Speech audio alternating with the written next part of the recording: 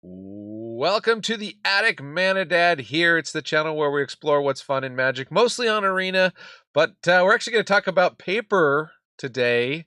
Pro Tour Chicago, Pro Tour Aetherdrift just happened in Chicago this weekend. We'll look at the results. We'll talk about what decks won and maybe what decks should have won. And then I think we're definitely going to go into the standard metagame and the Pioneer metagame on Arena, and maybe beyond that, just depending on what we feel like and if anybody in the chat has special requests. But let's jump into it right now. So, Pro Tour Chicago has happened. Well, first of all, here were the top 8. I thought I left that page. These guys. These gentlemen here. James Dimitrov playing Domain Overlords. Lucas Dukow playing Rule Leyline. Devin Faust playing Golgari Graveyard. Kenta Harani playing Jeskai Oculus. Christopher Leonard playing Domain Overlords. Yuchen Liu playing Gruul Mice. Matt Nass playing Domain Overlords. Ian Robb with Mono Red Aggro. And is that 8? I guess that's 8. So you can get on the regular Magic website, find all those deck lists. What I was wanting to see here is it looks like Domain Overlords, Matt Nass and James Dimitrov took 1 and 2 and then tied for 4th, or really kind of tied for 3rd, right? Christopher Leonard and Yuchen Liu. Then you have the Gruul Leyline, the Mono Red Aggro, the Jeskai Oculus, and the Golgari Graveyard tied for 8th. So that was how the top 8 finished. Domain Overlords clearly was the choice for the metagame. Looked like the metagame was mostly Esper self-bounce at almost 17%. A lot of Gruul aggro. There was also Dimir self-bounce, and there was an Esper control, I guess, or I'm not sure if Dimir mid-range and Dimir self-bounce, if some of those have some overlap with Esper self-bounce. But anyways, Domain clearly was the deck to play. Although, if you look at actually how the win rates here, Arn Huschenbeth went 9-1 with Azorius Control. And it's got Bant symbols, but it says Azorius Control. We'll take a look at that deck list in a second. Christopher Larson, also Golgari Obliterator, went 9-1, and a Jeskai Oculus deck, played by Ken Yukuhiro, also went 9-1. None of those, I don't think, was Larson one of the ones in the top? No. None of those actually made the top 8. So what happened was there was limited. So like Ben Stark, who is a monster of limited, apparently did not do well with limited because he went 8-1 with his Orzhov Pixie deck. And so you had a bunch of people who did really well with their decks in the standard portion of the competition, but because of the limited portion, did not make the top 8 in the end. So it's kind of interesting. Jason Yi with Esper Paragon, which is a fantastic, interesting list. There's a great article online by Frank Karsten going through some of the more spicy lists that were in the tournament. I've been seeing them on Arena, some of the interesting builds that people played. There's people picked them up once they were published right before the weekend and have been playing them all weekend. So I haven't played a lot this weekend, but when I did, I was seeing some of these things. I've not seen Golgari Obliterator. This one looks fantastic. It's basically the old Fight Club thing. So you get Phyrexian Obliterator down, but because we now have, where is the lands? We now have Wastewood Verge, which can make black as long as you control a swamp or a forest. That gives you a lot more black sources to work with. And really, one main deck Obstinate Bailiff, which was interesting. Sentinel, the Nameless City, 4 of those. So not eschewing green by any chance. It's not just a basic green splash, but it is hitting Phyrexian Obliterator and probably trying to hit it on turn 5 so that you can bushwhack and fight with it on turn 5, or once you have 5 lands. So really interesting. Some Anoint, some Go with the Throat, some Maelstrom Pulses, 3 of those. 4 of the cut down, so really came prepared for the aggro meta. Maybe not as prepared for domain, although, if you fight one of their one of their overlords with the Phyrexian Obliterator and it deals 6 damage to this, they have to sacrifice 6 permanents, that's probably game over. 4 Unholy Annexes in the sideboard, that's interesting. Some Archfiend of the Dross in the sideboard. Stone Brains in the sideboard. Terra Sunder, I guess not in the main deck. Terra Sunder feels very main deckable to me right now in best of 1 on Arena, but so if I was to play this for best of 1, which I probably will make a video of this because I haven't made a Golgari Fight Club video, and this is definitely one worth doing. I would probably make some modifications, but anyways, you probably don't want to hear me yammer on about that. So let's look at another deck list. We can look at Matt Nass's winning deck list here. The only thing that was interesting to me is the pros were really going all in on Zur. They're going with 4 copies of Zur. And I guess that's just because they want to close the game out. You drop Zur once you've got a couple Overlords down. Just 1 Biza.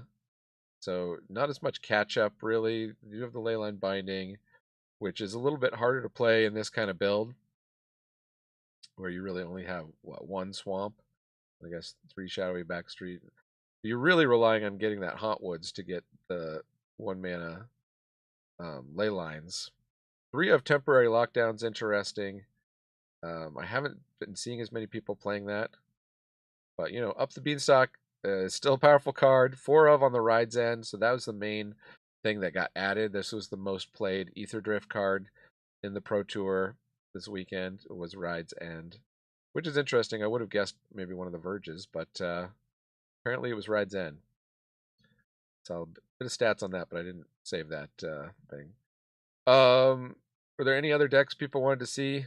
Jeskai Oculus, perhaps? Probably pretty straightforward if you've seen the Jeskai Oculus lists.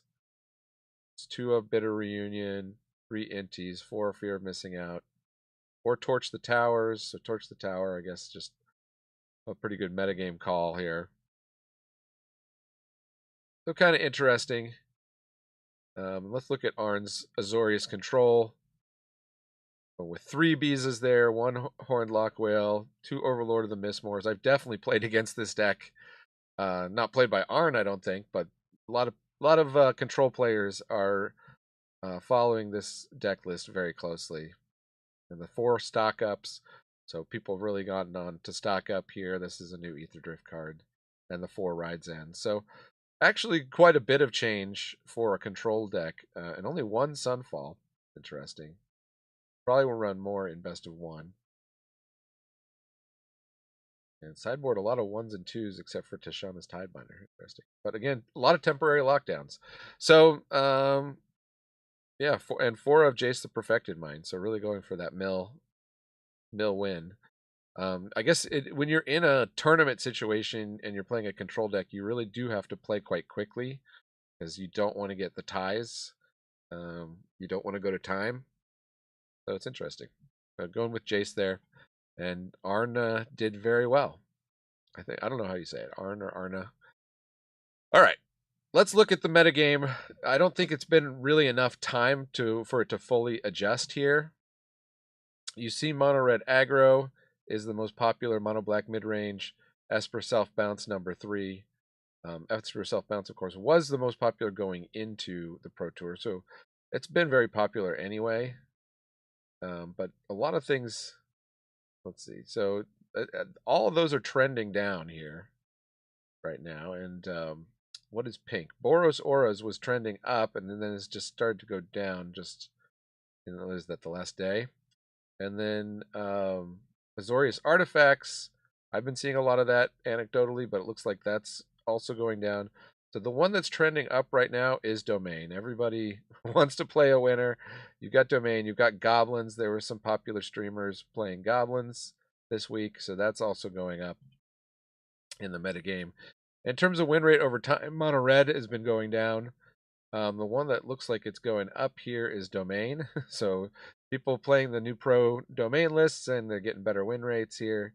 And Azorius Artifacts actually has a nice trend on the win rate, although it was below 50%, so just eking above 50% right now. But there might be some good lists out there. You could look through the top players and see if there's somebody who has a good high win rate deck. I'm kind of interested in a Gruul Dinosaurs high win rate deck. That sounds kind of fun. We saw Gruul definitely was a pick of the pros, so there's a lot of stuff going on in Gruul. Burnout Bastronaut, Horov, Burst Lightning, Cacophony Scamp. So far, this looks like a Goblins deck. I think this has just been miscategorized. This is just a Goblins deck. Okay. And a Halana and Elena, which is a ridiculous card, and apparently is back in Standard.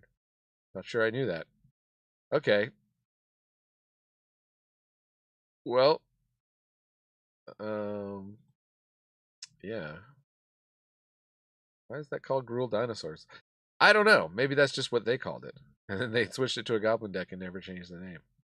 I don't know how people categorize these things. In terms of what's winning today, Azorius Omniscience is actually doing really well. Let's take a look at that and see some deck lists. So I guess, well, it's going to have some overlap with the Arna deck that we saw, but doesn't look like that much. It's really all in on the Omniscience, Invasion of Arcavios, that whole thing. We talked about that deck on the channel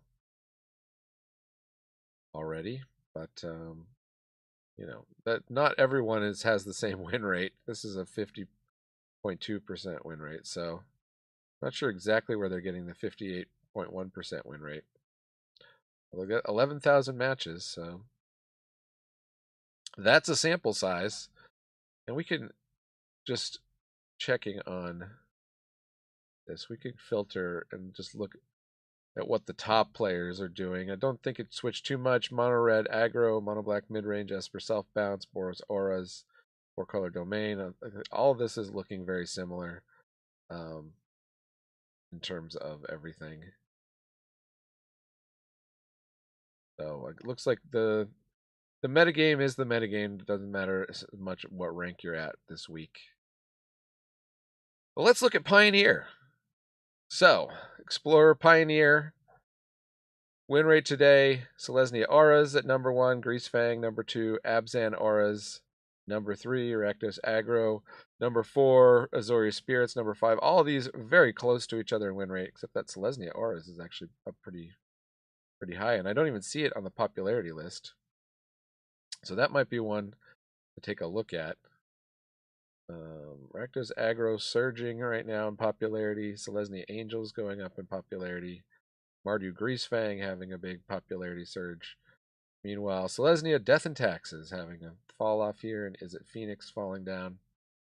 And, you know, Mono Red Aggro has gone down, and now it seems to be holding steady. In terms of win rate, I don't see anything super surging here. It's just Rakdos Aggro continues to be very good. Let's take a look at Selesnya Auras and see what that deck looks like. So this one has a pretty amazing win rate with 89 matches. So it's Glade Cover Scout, Light Paws, 3 SRAMs, a couple Tameo Safekeepings, which is interesting because there's a different one that makes an aura. Do they have 4 of those? No, don't. The Cartouche, the Ethereal Armor, the Griff Spoon, the Sentinel's Eyes, the Shard Mage Rescue, Audacity. Only 2 of All That Glitters. Sheltered by Ghosts, of course, is a 4 of. Alpha Authority, got 1 of those. And then just 20 lands. I mean, I love these kind of decks, so this might be one I'll be targeting to play on the channel if I get enough time, because I had a sick daughter last week and another daughter off from school, and so not get a chance to record as many decks as I've been prepping. I have quite a backlog, but do like seeing some of these cool ones. Check the chat and see if anybody is chatting about any of these in particular. Any ones people want to look at. We can switch over here. We can just take a quick look at Alchemy. Looks like Selesnya Rabbits is dominating both in win rate and popularity there in Alchemy. And in Historic, Boros Auras is the higher win rate, but Mono Green Elves, Wizards, and Auras is coming in at number 3 in terms of popularity. Like Mono Green Elves is having a surge, so kind of fun when Elves is on top of a format. If you're an Elf player, check out Historic right now. Timeless, 4-color show and tell, Mardu Energy, really almost double the next one here is Boros Energy. Boros Energy actually has a pretty good win rate, but not as good as Mardu Energy. And 5-color ups all spells. I don't think that's how you spell oops. Who does the categorizations on untap.gg? Let me know if you're hiring. See what's popular in Brawl. Ketramos is the most popular, and I do have a Ketramos Brawl deck. I don't think I have recorded yet, so maybe I should make a Brawl video. Haven't made a Brawl video in a minute. Rusko, of course, at number 2. It's kind of hard to go by these things. People just concede to Rusko, and I think they're, based on what I'm reading on Reddit, people are just conceding to Ketramos too in the Brawl. So let's jump back to Standard and just scan a couple other decks before I sign off here. It looks like we got some people hanging out. No chatty Cathys though. What are people playing right now? And what are you all playing in Standard? And what would you like to play? Are you looking at any of these new decks from the Pro Tour? Are you trying to build them? Do you have the wild cards to craft them? This is the big question too. Maybe you want to play them, but you don't have the wild cards. So the Bats decks have been doing pretty well. I've got a nice Bat deck lined up to record at some point. And this one looks very similar to it. Only 2 Eloses and 3 Raise the Past. It's interesting.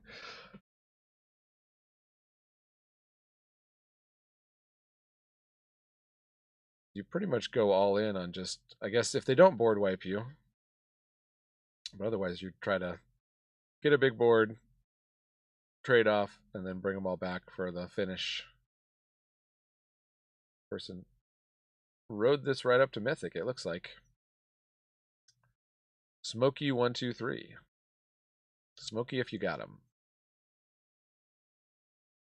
Selesnya Other. Let's see what this deck list is. Those great win rates except against black. Interesting.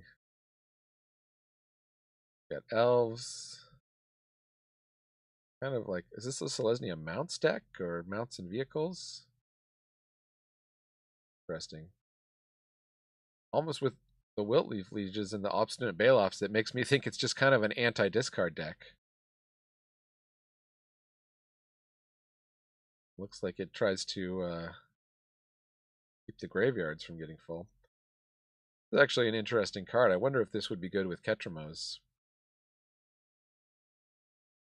I guess you don't get the trigger on Ketramos, but you would start getting stuff going to the graveyard. So by the time Ketramos comes down, it could be able to attack and block. Yeah, this is very much like an anti-meta deck. Kind of interesting. So some interesting ideas here. I think the meta's in a pretty good place. Obviously, you're still going to run into mono red aggro and mono black mid range most of the time, but a lot of other interesting decks, and I think more people will be playing some of the interesting decks coming out of the Pro Tour. So looks like a good week of Arena ahead. Leave your thoughts in the comments. And with that, this has been Manadad reminding you that Magic is a game so fun, even Dad